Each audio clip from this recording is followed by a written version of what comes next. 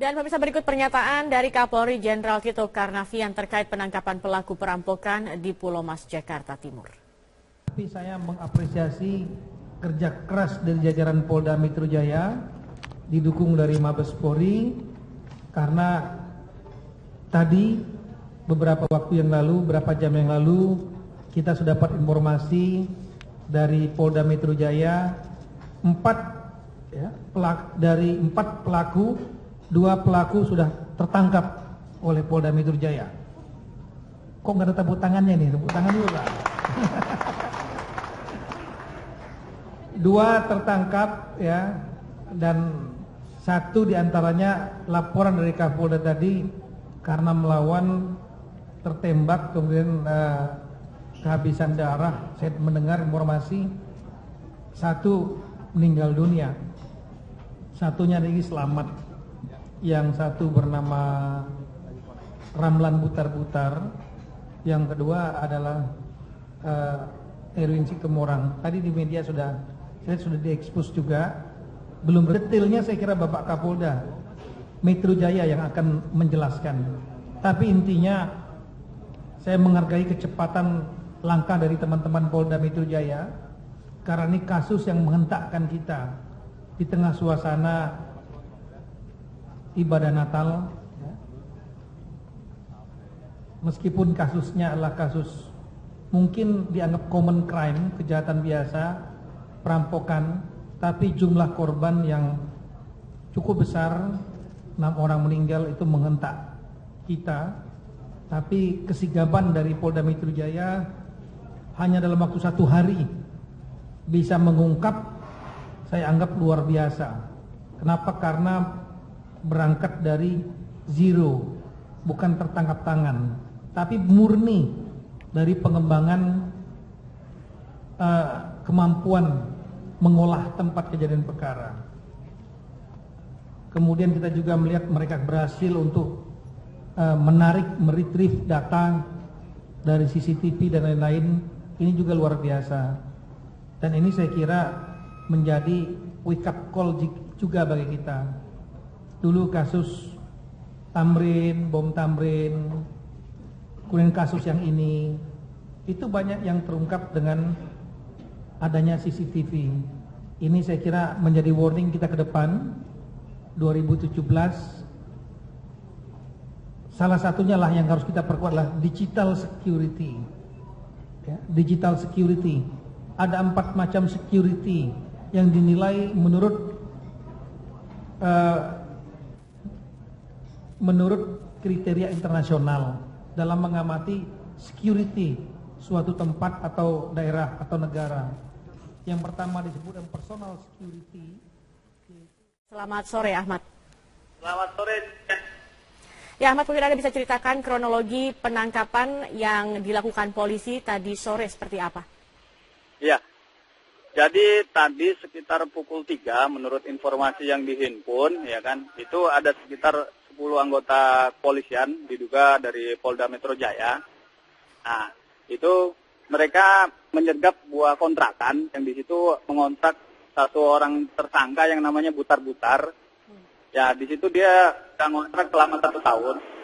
Nah, dari informasi yang dihimpun juga tadi sempat dilakukan penembakan, ya kan. Cuman saya belum tahu pasti penembakannya itu di bagian kaki sebelah mana. Ya, dan kondisi saat ini sangat ramai oleh warga karena warga merasa penasaran kenapa bisa ada terjadi seperti ini di wilayah mereka. Seperti itu, Jack, ya. Baik, tadi Anda mengatakan bahwa salah satu tersangka ini sudah mengontrak di sana selama 1 tahun. Dan dari informasi Anda bisa himpun di sana, bisa digambarkan siapa, apakah mereka mengetahui siapa Ramlan Butar-Butar atau Erwin Situmorang ini, dan bagaimana hubungan mereka dengan warga sekitar? Sejauh ini warga kurang begitu mengenal dengan tersangka, ya kan, karena diduga tersangka itu kurang begitu akrab dengan warga sekitar karena kurang sosialisasi. Dan posisi kontrakan atau rumah yang dikontrak oleh Butar-Butar itu ada di gang sempit yang saat ini sedang digaris polisi, dan teman-teman media juga belum diizinkan untuk masuk. Jadi sejauh ini warga terlalu mengenal itu tersangka. Baik, Baik, ini yang gambar kami sedang tayangkan adalah lokasi di mana dua tersangka dibekuk di kawasan Bekasi. Ini tepatnya di mana, Ahmad? Itu di Gang Kalong, Sawalumbu, Bekasi Timur. Baik, sudah diberi garis polisi dan apa aktivitas yang sedang berlangsung saat ini di sana? Polisi dari tadi masih berjaga. Tadi barusan ada 2 unit motor yang sedang diamankan oleh polisi dan sekarang sudah dibawa. Dan saat ini memang kondisinya masih dijaga ketat dan kita juga belum bisa dibolehkan mendekat ya. Jaki ya. Baik, 2 orang, maksud kami 2 sepeda motor yang dibawa. Iya, pihak kepolisian. Baik. Apa hubungan antara Ramlan Butar-Butar dan Erwin Situmorang ini? Apakah Anda sudah mendapatkan informasi? Sejauh ini belum mendapatkan informasi, Jakia, karena dari pihak kepolisian juga belum berani memberikan keterangan. Mungkin masih menunggu dari pejabat kepolisian setempat, mungkin dari Kapolres ataupun dari Kasat Reskrim, Jakia. Baik, Anda mungkin bisa gambarkan juga terkait dengan lokasi dari penangkapan ini sendiri. Ini merupakan tempat seperti apa? Ini sebuah kontrakan rumah yang seperti rumah petakan begitu dan posisinya berada di gang sempit. Dan saat untuk masuk motor pun itu hanya 1 motor yang bisa untuk masuk ke rumah kontrakan seperti itu, Jaki ya. Baik. Baik, terima kasih Ahmad Hunur Hidayat atas informasi Anda. Untuk informasi terkini mengenai lokasi kejadian di Pulau Mas, Jakarta Timur, kita bergabung bersama dengan rekan kami Humaira Balkis. Balkis, bagaimana dengan olah TKP yang hingga saat ini dilakukan oleh aparat kepolisian? Robert, hingga saat ini pihak kepolisian masih melakukan olah TKP di rumah yang berada di Jalan Pulau Mas Utara nomor 7A, Jakarta Timur. Saat ini pihak kepolisian sudah memasang garis larang lintas dan berdasarkan pengamatan kami di dalam rumah sudah ada beberapa orang kerabat dan juga keluarga yang menunggu diberikan keterangan oleh pihak kepolisian. Namun berdasarkan pengamatan kami hingga saat ini belum ada pihak kepolisian yang berbincang dengan pihak keluarga. Mereka masih menunggu perbincangan dari pihak kepolisian dan kami belum mendapatkan informasi apapun dari pihak keluarga.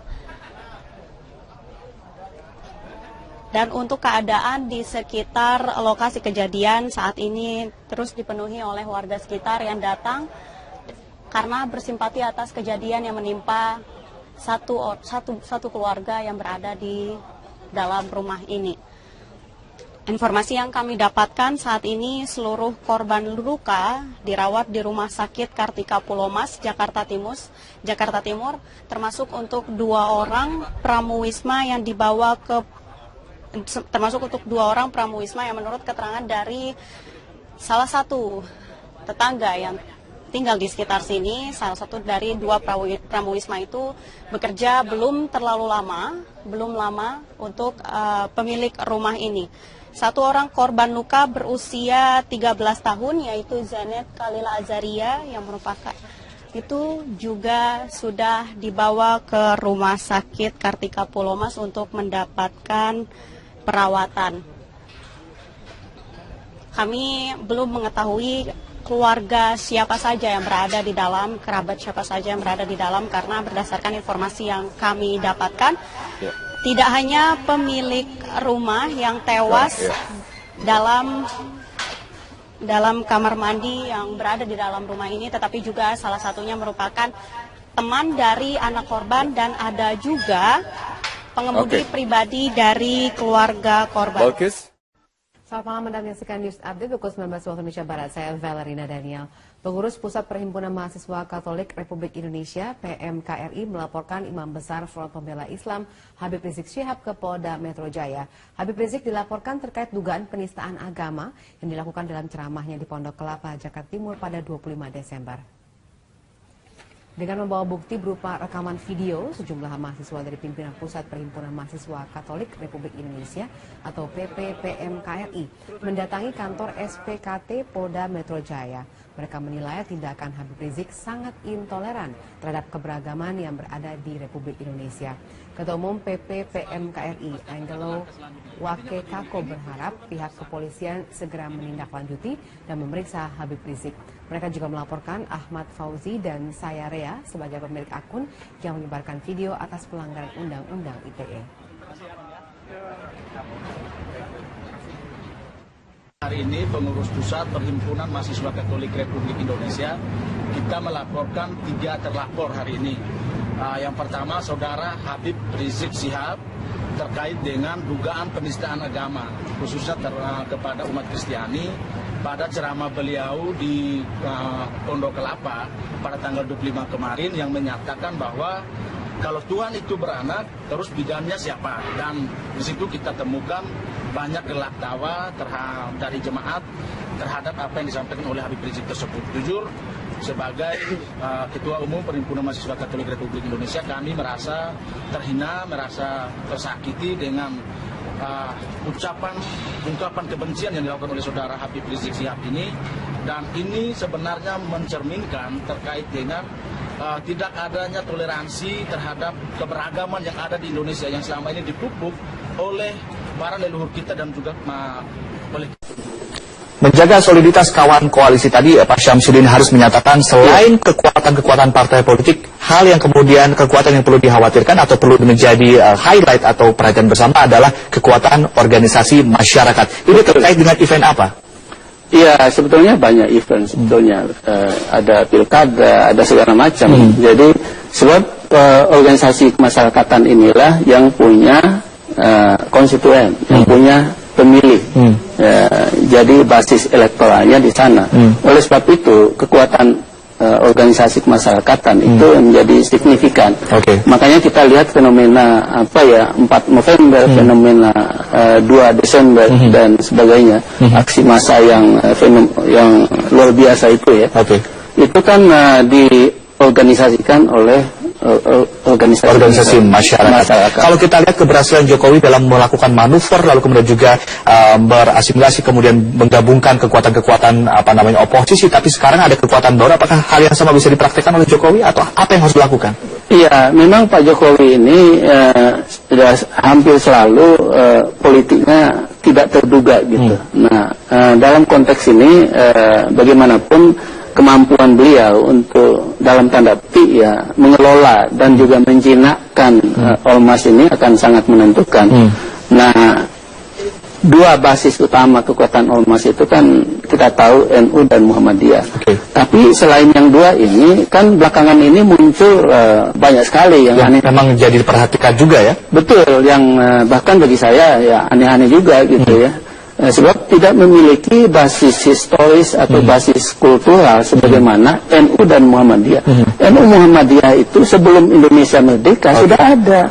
Basisnya sudah sangat jelas. Tapi apakah Anda melihat dinamika politik antara ormas yang kemudian menjadi kekuatan sendiri dengan koalisi atau partai-partai politik sebagai kekuatan juga yang tersendiri, apakah ada relasi? Artinya ormas ini justru memang ada yang menggerakkan juga secara politik? Oh pasti, saya bisa mengatakan pasti ada yang tidak hanya memanfaatkan, tapi juga mendorong, men-push supaya melakukan aksi yang sifatnya ya memojokkan pasangan calon atau mungkin menjatuhkan di bawah presiden dan lain sebagainya. Ini juga terjadi. Apakah Anda melihat sebagai distorsi dalam kasus guncangan Ahok sebagai masuk ke pilkada DKI 2017? Memang kasus pilkada Jakarta ini kan sudah campur aduk ya segala macamnya, sehingga kita kadang-kadang tidak bisa lagi melihat dengan genuine gitu ya, dengan jernih dan seterusnya. Mestinya kasus penistaan agama yang dituduhkan pada Pak Ahok itu dipisahkan dengan soal pilkada. Ini kan dua soal yang berbeda. Tapi kasus Ahok kenapa menurut Anda? Ya, di samping kehilafan ya, bagaimanapun kita mesti akui kehilafan Pak Ahok dengan menyinggung itu. bagaimanapun ada kekuatan yang memang menjegal dia, itu jelas. Oke, tapi kenapa harus dijegal? Kenapa harus kasus Ahok? Kenapa harus pilkada DKI Jakarta? Apa yang Anda baca?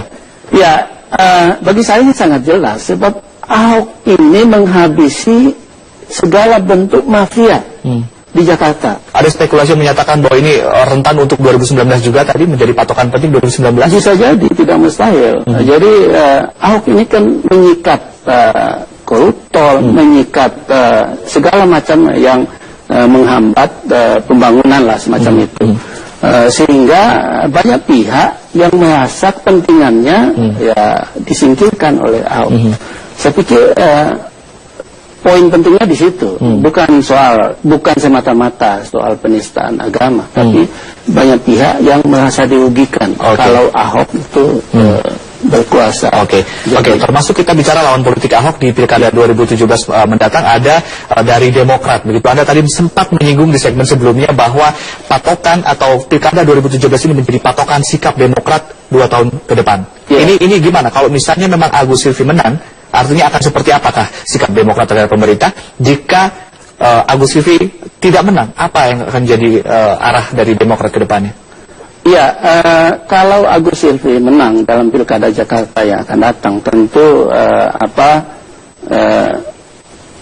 Partai Demokrat akan di atas angin lah, katakanlah, akan membuka peluang lagi untuk pemilu 2019 yang akan datang.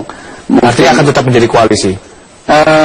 Saya pikir dia akan tetap di luar sebagai oposisi. Menang atau kalah? Menang atau kalah sebagai penyeimbang. Sebab tidak mungkin Partai Demokrat itu menjadi bagian pemerintahan Jokowi. Kenapa? Sebab ada Bu Mega yang hubungannya dengan Pak SBY sampai saat ini belum baik.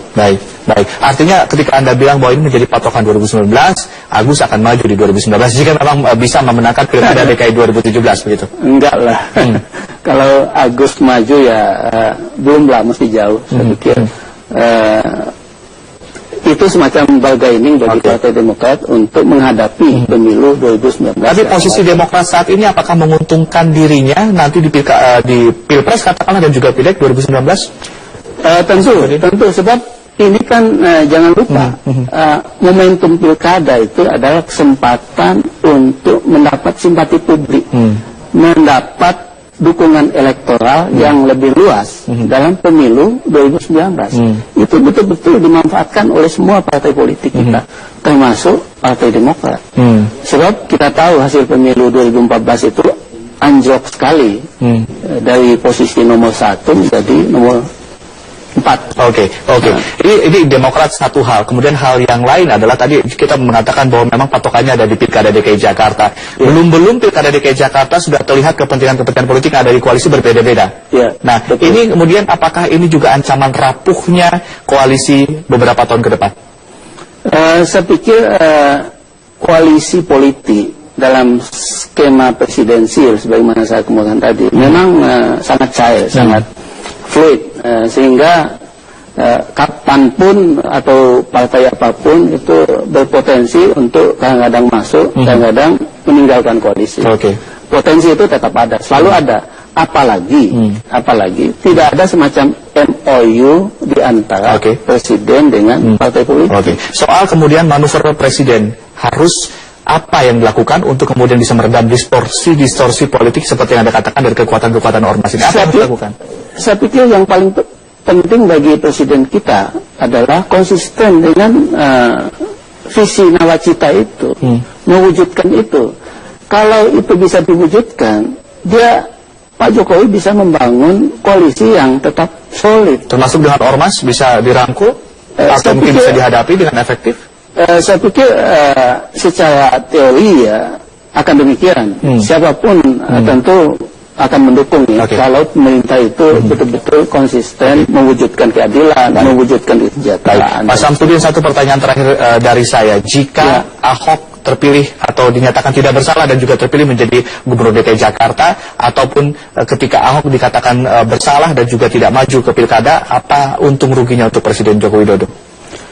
Ya, saya pikir kalau Pak Ahok kalah ya dalam pilkada Jakarta, tentu Pak Jokowi kehilangan kehilangan pemimpin yang sungguh-sungguh bekerja membangun Jakarta. Sebab bagaimanapun ketika beliau berdua tahun 2012 Pak Jokowi sebagai gubernur, Pak Ahok sebagai wakil, itu kan sudah bersama-sama. Tapi benarkah kasus Ahok ini menjadi ganjalan politik bagi Presiden Joko Widodo di 2019 mendatang?